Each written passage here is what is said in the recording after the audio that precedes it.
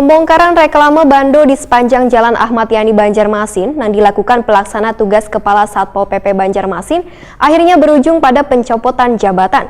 Terhitung Senin 22 Juni 2020, PLT Kasatpol PP Banjarmasin digantikan Asisten 1 Bidang Sosial Wan Pemerintahan di lingkup Pemko Banjarmasin.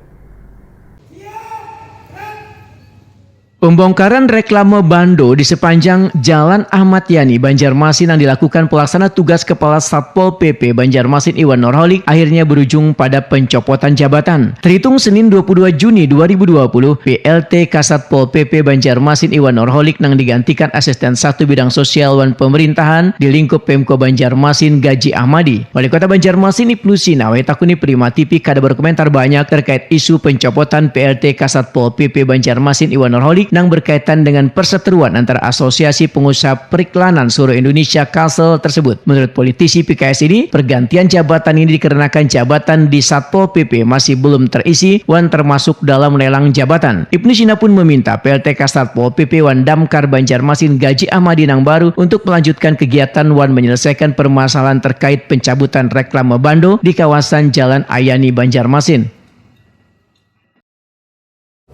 Jadi Pak Iwan, saya sudah memanggil Pak Asisten 1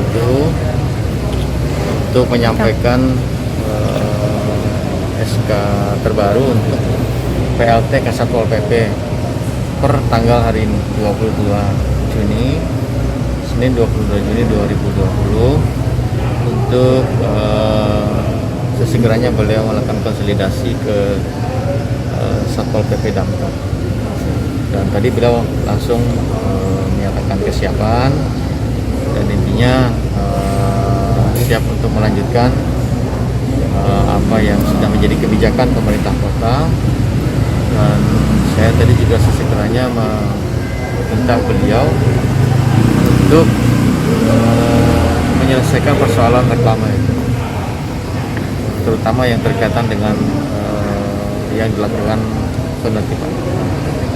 Dan beliau menyatakan kesiapan dan segera berkoordinasi baik dengan selama ini yang menangani di jajaran sekretariat daerah kita adalah di Asisten 2 dan juga dengan pihak asosiasi.